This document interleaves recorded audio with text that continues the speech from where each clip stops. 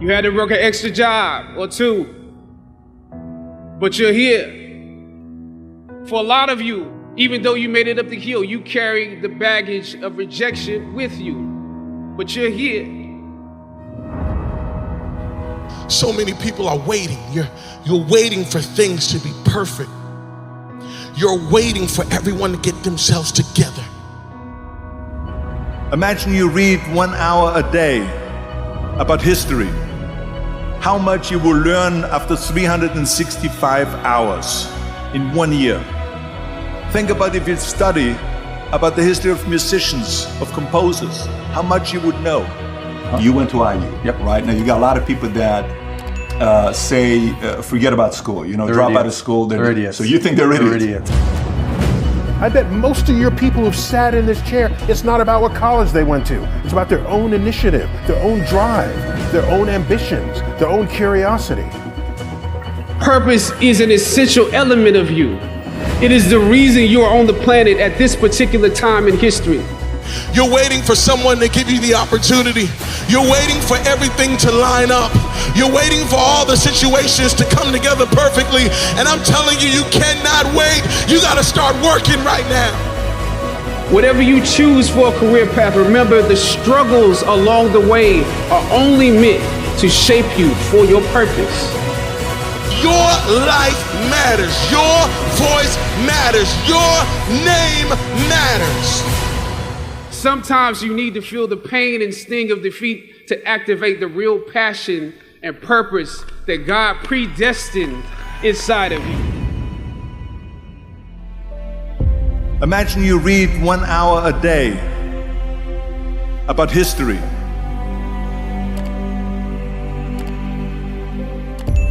How much you will learn after 365 hours in 1 year. Think about if you study about the history of musicians, of composers, how much you would know. Imagine if you would work on a business, on some business that you want to develop every day for an hour. Imagine how further along you will go and get. So it drives me nuts because when people say we don't have the time, we have 24 hours a day.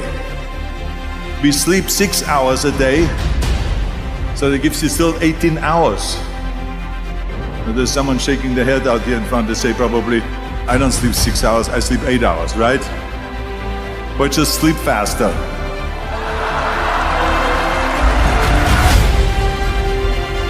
So we have 18 hours a day. The average person works around 8 to 10 hours. So let's assume it's 10 hours, so we have 8 hours left. Then you travel around an hour a day, maybe 2 hours a day. So now you have still 6 hours left. So what do you do with these 6 hours? What do you do with these 6 hours? Then we eat a little bit, then we schmooze a little bit, talk a little bit to people and all that stuff. But you can see how much time there is available if you organize your day. So you got to work hard.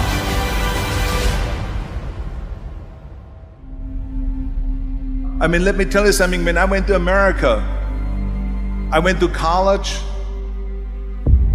I went and worked out 5 hours a day. And I was working on construction. Because in those days in bodybuilding, there was no money. I didn't have the money for food supplements or anything. So I had to go to work. So I worked on construction. I went to college. I worked out in the gym, and at night from 8 o'clock at night to 12 midnight, I went to acting class 4 times a week. So I did all of that. There was not one single minute that I wasted. And this is why I'm standing here today.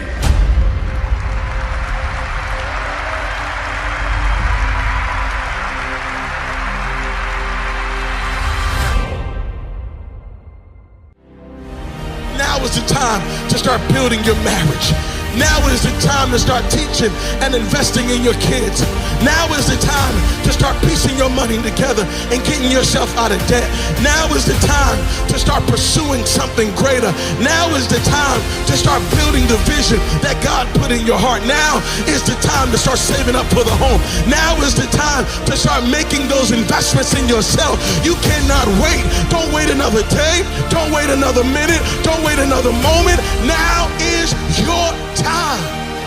How long are you going to complain about what you don't have? How long are you going to complain about who didn't do it and who didn't take care of you and who didn't call you and who don't like you and what they said and what they think? Who cares what they think? Who cares what they said? This is not about them. This is about me. This is about what God wants to do in me. This is about the legacy that He wants me to build. This is about the impact He wants me to make. Why am I going to put my legacy to the side in order to appease a person who don't know who I really am?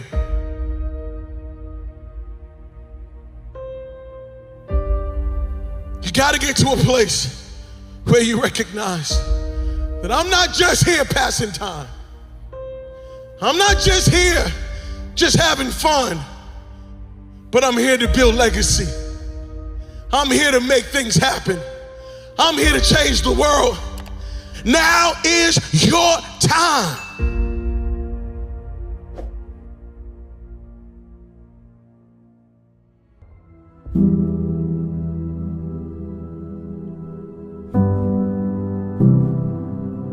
My experience is with people that we're probably running at about 51% of our capacity. Something, I mean, you can think about this yourselves. I often ask undergraduates how many hours a day you waste or how many hours a week you waste. And the classic answer is something like 4 to 6 hours a day. You know, inefficient studying, watching things on YouTube that not only do you not want to watch, that you don't even care about, that make you feel horrible about watching after you're done. That's probably 4 hours right there. You know, you think, well, that's 25 hours a week, it's 100 hours a month, that's 2.5 full work weeks, it's half a year of work weeks per year. And if your time is worth $20 an hour, which is a radical underestimate, it's probably more like 50 if you think about it in terms of deferred wages. If you're wasting 20 hours a week, you're wasting $50,000 a year. And you are doing that right now. And it's because you're young, wasting $50,000 a year is a way bigger catastrophe than it would be for me to waste it, because I'm not going to last nearly as long. And so if your life isn't everything it could be, you could ask yourself, well, what would happen if you just stopped wasting the opportunities that are in front of you? You'd be who knows how much more efficient. 10 times more efficient. 20 times more efficient. That's the Pareto distribution. You have no idea how efficient people get. It's off the charts. Best thing you can do is teach people to write, because there's no difference between that and thinking. And one of the things that just blows me away about universities is that no one ever tells students why they should write something. It's like, well, you have to do this assignment. Well, why are you writing? Well, you need the grade. It's like, no. You need to learn to think, because thinking makes you act effectively in the world. Thinking makes you win the battles you undertake, and those could be battles for good things. If you can think and speak and write, you are absolutely deadly. Nothing can get in your way. So that's why you learn to write. It's like, and I can't believe that people aren't just told that. It's like, it's the most powerful weapon you can possibly provide someone with. And I mean, I know lots of people who've been staggeringly successful and watched them throughout my life. I mean, those people, you don't want to have an argument with them. They'll just slash you into pieces. And not in a malevolent way. It's like, if you're going to make your point and they're going to make their point, you better have your points organized, because otherwise you are going to look like and be an absolute idiot. You are not going to get anywhere. And if you can formulate your arguments coherently and make a presentation, if you can speak to people, if you can lay out a proposal, God, people give you money, they give you opportunities, you have influence. Make it a schedule and stick to it. Okay, so what's the rule with the schedule? It's not a bloody prison. That's the first thing that people do wrong. They say, well, I don't like to follow a schedule. It's like, well, what kind of schedule are you setting up? Well, I have to do this, then I have to do this, then I have to do this, you know, and then I just go play video games, because who wants to do all these things that I have to do? It's like, wrong. Set the schedule up so that you have the day you want. That's the trick. It's like, okay, I've got tomorrow. If I was going to set it up so it was the best possible day I could have, practically speaking, what would it look like? Well, then you schedule that. And obviously there's a bit of responsibility that's going to go along with that, because if you have any sense, one of the things that you're going to insist upon is that at the end of the day, you're not in worse shape than you were than at the beginning of the day, right? Because that's a stupid day. If you have a bunch of those in a row, you just dig, you know, you dig yourself a hole and then you bury yourself in it. It's like, sorry, that's just not a good strategy. It's a bad strategy. So maybe 20% of your day has to be responsibility and obligation, or maybe it's more than that, depending on how far behind you are. But even that, you can ask yourself, okay, well, I've got these responsibilities. I have to schedule the things in. What's the right ratio of responsibility to reward? And you can ask yourself that, just like you'd negotiate with someone who is working for you. It's like, okay, you got to work tomorrow. Okay, so I want you to work tomorrow. And you might say, okay, well, what are you going to do for me that makes it likely that I'll work for you? Well, you could ask yourself that, you know.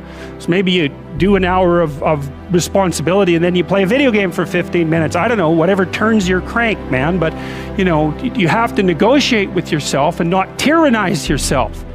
Like you're negotiating with someone that you care for, that you would like to be productive and have a good life. And that's how you make the schedule. It's like, and then you look at the day and you think, well, if I had that day, that'd be good. Great.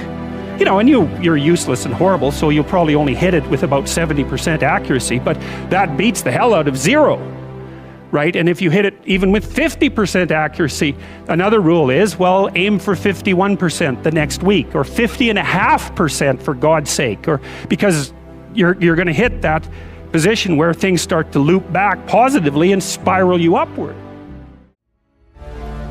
On my tombstone, I want the epitaph: be ashamed to die until you have scored some victory for humanity.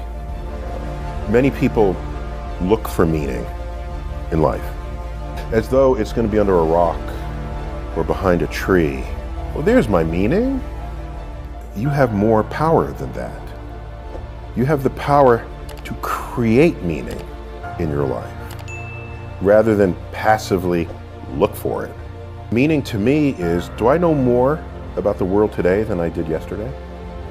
That enhances meaning for me. And if that accumulates and accrues daily, in a month you know way more than you did than just that day later, so that you continue to grow. My first question of me wasn't, where do I find meaning? It was, how do I create meaning? And that started early teens. You can draw a line in the sand between people who transgress but do not hold power over you. This is a famous quote from Martin Luther King.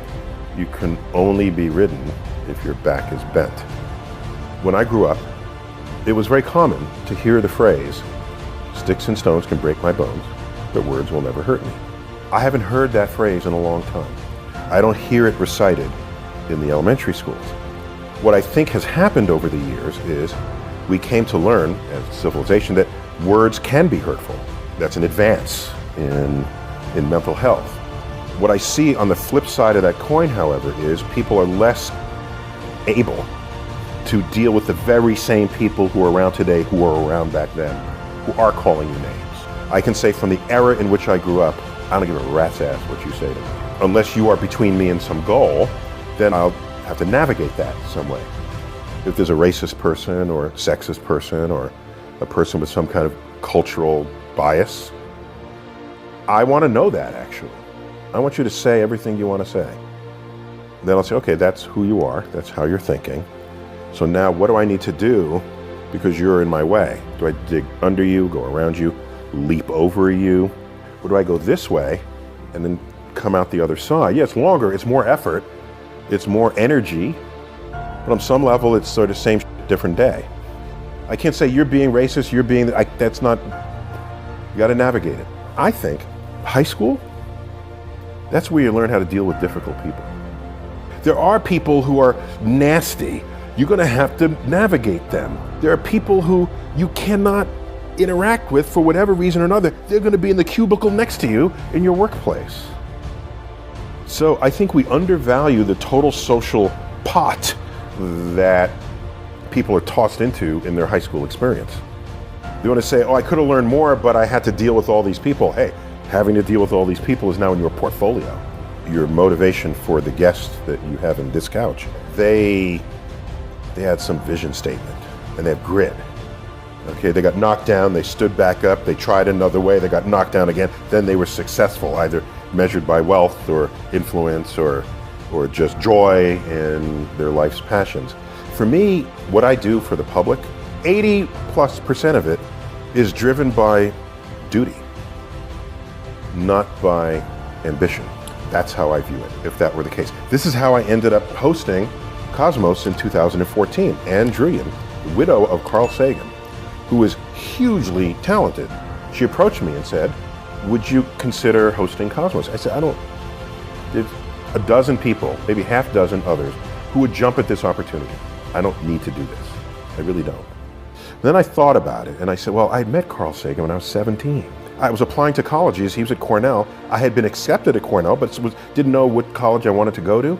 And the admissions office saw that I wasn't totally in the moment there. They had forwarded my application to him for his reaction. And he sent me a letter. And I get this letter and I open it and it says, I understand you like the same stuff I like. Do you want to come visit the campus to help you decide if you want to go to Cornell? He met me outside his building on a Saturday. Did something really cool. He reached back, grabbed a book off the shelf. It was one of his books. And he signed it to me. Neil Tyson, future astronomer, signed Carl. Later in the day, I'm ready to go back to New York. It begins to snow, as it does often in December in Ithaca. And he says, here's my home number. If the bus can't get through from the snow, spend the night with my family and go back tomorrow. I'm thinking, who am I? Why? I'm nobody. But I was somebody to him. And I said to myself, if I'm ever as remotely famous as he is, I will treat students the way he has treated me.